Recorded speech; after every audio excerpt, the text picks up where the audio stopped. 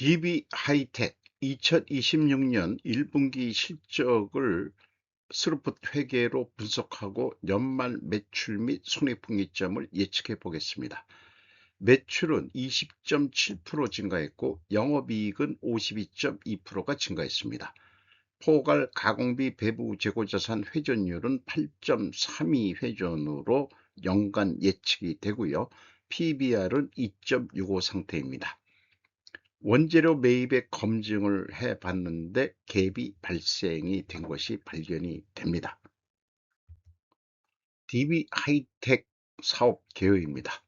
본사는 부천시 수도로 90번지 도당동으로 되어 있습니다.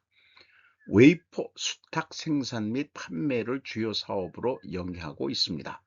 주요 종속회사로는 디스플레이 구동 IC 제품을 설계 판매하는 사업을 영위하는 DB글로벌 칩과 부동산 개발 및 골프장 운영업을 영위하고 있는 DB월드가 있다고도 소개하고 있습니다. 홈페이지에서 가져온 자료인데요. 시스템 반도체라고 표현을 하고 있습니다. AI, OG, IoT, 스마트폰, 고해상도 TV, 자동차 등 다양한 분야에서 활용되는 고기술, 고성장, 고부가가치의 유망사업으로 세계 반도체 시장의 75%를 차지하고 있습니다. 최고의 아날로그 및 전력 반도체 기술력을 보유한 파운드리 전문 기업. 그러니까 위탁 생산을 하는 거죠. 수탁 생산. 메모리 반도체에 평준된 한국 반도체 산업의 불균형 해소를 기하겠다는 설립 이념 아래 시스템 반도체 파운드리 사업을 영위하고 있습니다. 그러면은 이 시스템 반도체에 어떤 그 알고리즘 로직이 들어가 있다는 거로 일단 이해를 합니다. 최고의 글로벌 전문기업 큰 꿈 DB니까 요거를 또 만들었네요. 이미지를. 드림빅을 향한 DB의 도전은 오늘도 계속됩니다. DB가 동부산업이었죠. 동부산업. 제가 조직에 일할 때는 동부하고 거래를 뭔가 했던 기억이 있고 또 그렇습니다. 어쨌든 이 경기도 부천시에 이렇게 높은 빌딩이 있나요? 분명히 여기 동부 DB라고 되어 있는데 네. 이런 높은 건물을 지은 모양입니다. 주가는 12만 700원으로 1년 전보다 162.4%가 상승했습니다. PBR은 265%로 165% 상승했습니다. 5% 이상 주주는 DB가 19.52%, 국민연금이 7.73%, DB의 최대 주주는 김남호 씨라고 16.83%. 그 최대 주주를 봤더니 세대로 상속이 이미 제가 알고 있는 그 당시는 항상 얘기가 나오면 김준기 씨를 알고 있었는데 어쨌든 또 여기도 세월이 가서 좀 세대로 상속이 된 것 같네요. 16.83% 가지고 있네요. 외국인이 27.85% 가지고 있는데 JP모건, 골드만삭스 눈에 여전히 띕니다. 스루풋 회계로 분석한 결과입니다. 매출은 3,288억 원으로 20.7% 증가했는데 매출에 비례하는 매출 재료비는 반대로 16.4%가 하락했습니다. 그 갭이 무려 마이너스 37.2%이기 때문에 여기서 우리는 원재료 가격이 크게 하락했다 또는 판매 가격이 상승했다라고 추론해 낼 수 있죠. 쉽게. 스루풋율이 5% 상승했고요. 운영 경비는 21%가 증가했습니다. 그러니까 스루풋은 28% 증가했는데 그 운영 경비는 21%니까 7% 갭이 결국은 여기 TO의 생산성으로 나타나죠. 이것으로 그 영업이익이 777억 6,400만 원으로 52.2%가 스루풋은 영업이익이 증가했습니다. 원가회계 영업이익은 31.7%고요. 원가회계 영업이익보다는 39억 8,200만 원이 더 이익이 났습니다. 이것은 가공비 배부 재고자산이 감소해서 이렇게 이익이 더 났습니다. 재고자산 회전율은 8.3회전으로 예상이 되고 전년도보다는 회전율이 올라갈 것으로 예측이 됩니다. 원가회계 손익으로는 매출 원가율이 1.7% 내려간 것으로 되어 있고 판매관리비가 또 0.1% 비율이 내려갔기 때문에 영업이익이 증가한 것으로 그렇게 결산이 됐습니다. 제품 재고자산인데 많이 좀 복잡하군요. 제품과 제공품이 있는데 금액이 이상하게 작습니다. 제공품이 1,600만 원 감소하게 되어 있는데 미완성공사라는 게 있네요. 177억 8,700만 원. 어쨌든 이거를 다 합쳐서 그 분석하는 게 스루풋입니다. 가공비 배부 재고자산 178억 1,300만 원. 요 미완성공사는 변함이 없네요. 그래서 1,600만 원 제공품 감소한 것이 가공비 배부 재고자산의 감소액하고 똑같네요. 원재료가 11억 8,100만 원 증가했고요. 그리고 총 재고 자산은 16억 5,500만 원이 증가했습니다. 그래서 이 계약 자산에 대해서 여기 주석 표현된 게 있는데 이것을 읽어보도록 일단 하겠습니다. 기업회계기준서 제1115호 고객과의 계약에서 생기는 수익에 따라 당분기 말과 전기말 현재 제품 및 제공품 중 판매 및 제조 계약이 체결이 확정되어 지급 청구권이 존재하는 미인도된 제품 및 제공품은 매출원가로 조정되었습니다. 이렇게 표현해 가지고 그 금액만큼 재고에서 떨었다는 얘기인데 이렇게 처리하는 기업은 이게 처음 눈에 띕니다. 전에도 이렇게 했던 것 같진 않거든요. 그러니까 발생주의 원칙에 위배되는 회계 처리 아닌가 하는 생각이 납니다. 왜냐하면은 미인도됐는데 어떻게 장부에서 떠냐. 아직 안 나간 물건을. 이런 것은 이 발생주의 회계 원칙에는 아주 위배되는 그런 처리를 하는데 재고자산은 무조건 발생주의해야 됩니다. 저는 뭐 이 신념은 아주 이게 전산화의 기초가 됐었고요. 그런 실무 경험이 있기 때문에 따라서 어쨌든 스루포트 회계에는 계약 자산을 포괄 제품 및 제공으로 인식하여 분석해 보는 것으로 합니다. 또 두 번째, 미완성 공사는 건설 중인 강곡단지 면적 중 일부를 분양사업에 활용하기로 결정함에 따라 재고자산으로 분류하였습니다.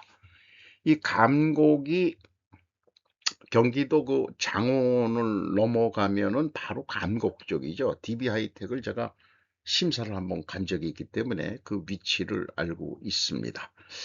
강곡 산업단지인데 이 분양 사업이 계속 이게 답보 상태에 있네요. 강곡 산업단지가 그것도 반도체 계열인지 어떤지 모르겠습니다만은 이렇게 지방 산업단지도 이렇게 오래 걸리는데 호남 반도체 발표되고 나서 저게 지금 시적절한 건지 정치 목적으로 그런 게 있다 보니까 영 부정적인 당분간 반도체 쪽을 좀 많이 분석을 좀 해봐야 될 것 같습니다. 어떻게 영향을 받을지 그렇습니다. 재고자산의 변동 플러스 17이면은 재고가 감소했다는 뜻이고요. 원재료의 사용액 412억 4천만 원, 3.9% 증가했습니다. AB를 더한 MC 매출원가 재료비는 412억 5,700만 원으로 4%가 증가했고 운영경비는 21%가 증가했습니다. 운영경비 2,138억 원에서 판매관리비 471억 원을 뺀 것이 공장 가공비가 되겠습니다. 1667억 원, 21.4%가 증가했습니다. 가공비율은 82.1%로 7.3%가 상승했고 생산 재료 비율은 7.3%가 하락했습니다. 따라서 여기에서도 우리는 원재료 가격이 하락했다라고 2차 추론을 해낼 수 있습니다.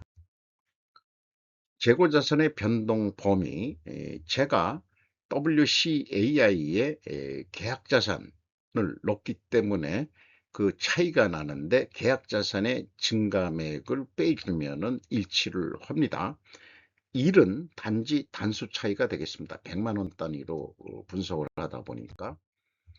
또 PQ 총 제조 비용도 마찬가지로 검증이 되겠습니다. 현금 물음표 기준도 일치합니다. 현금식으로 읽으면은 현금이 18억 900만 원이 나갔습니다. 그러면 그만큼 증가해야 되는데 16억 5,500만 원뿐이 증가하지 않았습니다. 그럼 1억 5,400만 원의 현금이 어디로 날아갔느냐? 재고자산 평가 손실입니다. 라고 현금 물음표에 나와 있습니다. 이것도 단지 단수 차이가 되겠습니다. 그리고 원가 회계하고의 영업이익 차이, 스르풋이 39억 8,200만 원 더 벌었는데 이것은 포괄 가공비 배부 재고자산 증가 감소액에서 가공비율을 곱하면은 검증이 되겠습니다. 그래서 이게 다 분석을 한 다음에 제가 재고자산 명세를 할 때는 항상 위에다가 이런 틀을 갖다가 제시하고 있는데 이 틀에 맞춰 가지고 한번 검증을 해 봤습니다. 재고야 이제 공시한 거니까 그러면은 입고액은 원재료는 어떻게 하느냐? 비성분에는 사용액이 나와 있죠. 그러면 역산풀이를 해 가지고 입고액을 산출해 봅니다.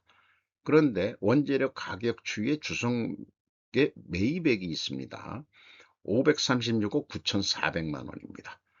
그러면 112억 7,400만 원의 갭이 생깁니다. 이런 큰 금액의 차이가 있고서야 아까 그 회계 그 재고자산 그 증감액 검증을 해봤지만은 검증액으로는 맞아 떨어져요. 그런데 입고액에서 이게 역산해서 교차 검증을 하는 거로 해가지고 추적을 해보니까 이런 차이가 나더라. 이런 얘기가 되겠습니다. 이래서 어, 제가 계속 주장하는 것은 위와 같은 그 산식 아니 그 흐름도에 의해 가지고 입고 출고액을 좀 공시해야 되지 않느냐. 제가 이거를 출창 주장하는 바입니다. 뭐 이것도 실무 경험에서 나온 거고요. 그렇습니다.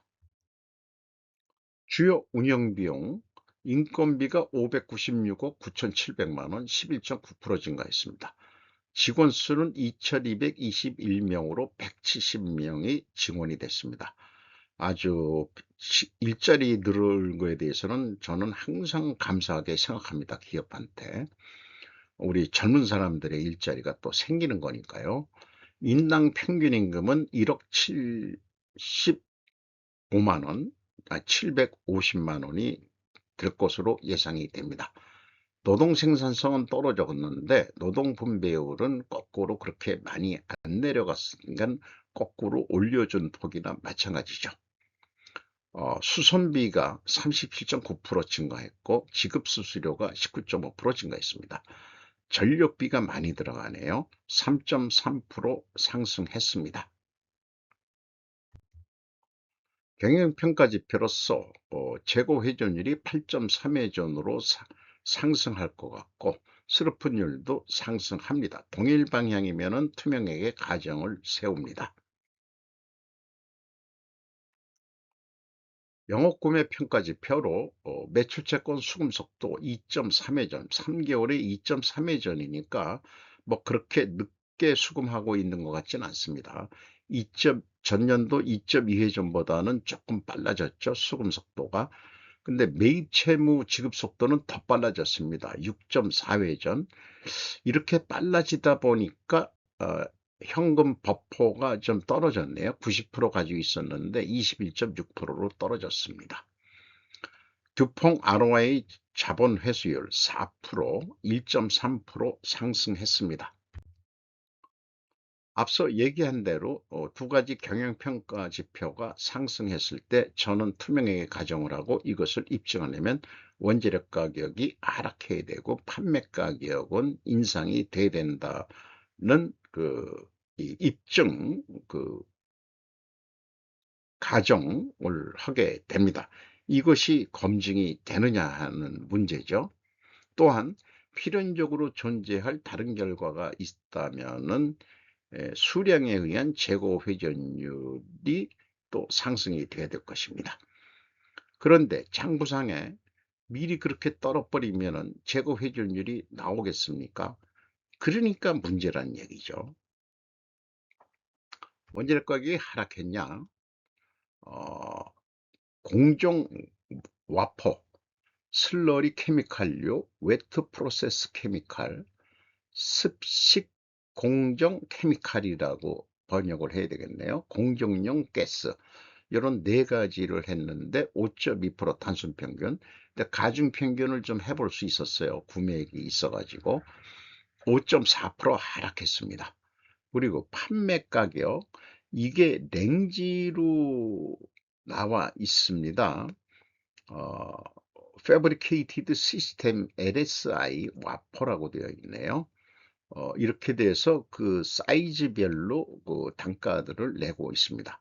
11.7% 단순 평균인데 이게 전체 그 비중이 94%에서 11%가 인상이 됐습니다. 그래서 판매 가격은 범위로 공시한 것을 기간별 최고 가격으로 제가 해가지고 산출한 것입니다. 그래서 그 투명 입증을 하려면 원재료 가격이 하락해야 되고 수주 판매가가 상승돼야 된다. 확인한 대로 올라갔죠. 다 원재료 가격 하락했고 판매 가격은 인상이 됐습니다. 그러면은 돈을 벌 수밖에 없는 거죠. 입증 패스가 됐습니다. 그러나 원재료 구매액 차이가 좀 찜찜하게 남습니다. 1분기 실적을 토대로 연말 매출액을 해보도록 하겠습니다. 운영경비 기준 1 더하기 300%, 그 다음에 영업이익도 1 더하기 300%에서 그 목표액을 스르픈율로 나누면은 1조 3,155억을 할 것입니다. 그리고 매출 재료비 기준도 1 더하기 300%에서 매출 재료비율로 11.3%로 나누면은 동일한 금액으로 예측해내는 스루풋은 예측이 아주 단순하고 쉽게 해낼 수 있습니다. 그래서 조금 더 약간의 예측의 지위를 제가 좀 높여보기로 했습니다.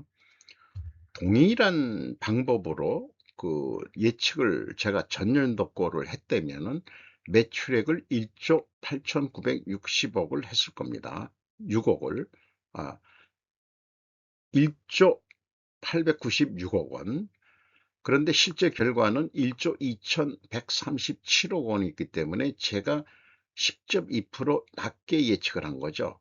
두 자릿수가 넘으면은 좀 이게 예측의 이 전문성이 떨어진다.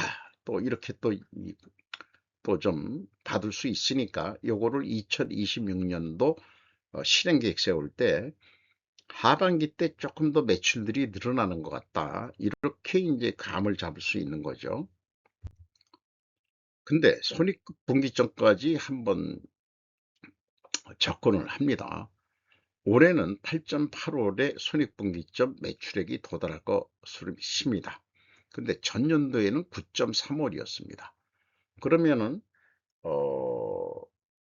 0.5월 한 보름 정도 앞당겨서 손익분기점이 오니까 올해는 돈을 좀 더 많이 벌 것이다. 이렇게 예측을 해볼 수 있겠죠. 그래서 실행계획 제가 한 10% 정도 낮게 했었으니까 좋다. 10% 요렇게 310%로 해서 1조 3,484억 원을 하는 것으로 계획을 세웁니다. 그런데 요거를 뭐 계약 단가라고 얘기한다면은 134만 5천 원에 계약을 한다면은 33만 6,780원 남는데, 그런데 이게 매출액으로 본다면은 12.3월에 도달하니까, 아니 이게 오버가 돼 버리죠. 그러면 이건 연말 안에 이것을 내려면 어떡할 거냐. 일반적으로 제가 이 보통은 그 운영 경비를 낮춰 가지고 하는 착상, 왜냐면은 매출 대비는 증가, 물량상으로는 올려놓고 그다음에 매출 재료 비율은 가격을 내리는 것은 안 하고 그대로 그냥 적용을 했습니다. 그러면은 가격 상태가 딱 그대로인 상태에서 12월 안에 끝내려면 어떡하냐. 재고 회전율을 올리는 수밖에 없습니다. 속도를 빠르게 하는 거죠. 2.1%만 좀 빠르게 하자. 그러면은 2.1%, 그러면은 매출액이 1조 3,734억 원을 달성하지만 그 매출도 늘고 그다음에 시기도 빨라져 가지고 요거를 산출해 보면은 12월 달에 끝낼 수 있다는 게 저의 논리입니다. 근데 원가 회계로 예측을 해 보자면은 어차피 현재는 원가 회계가 지금 지배하는 세상이니까 재고가 10% 감소했을 때하고 10% 증가했을 때를 상정을 해 봅니다. 재고가 10% 감소했을 때 매출 원가는 올라가고, 재고가 증가했을 때는 매출 원가가 좀 내려가죠. 그리고 목표이익을 내기 위해서는 재고가 감소했을 때는 1조 3,172억 원, 좀 비싸게 팔아야 되고요. 그 뒤에 재고가 증가했을 때는 1조 3,137억 원, 이렇게 좀 약간 싸게 팔아도 목표이익은 낼 수 있습니다.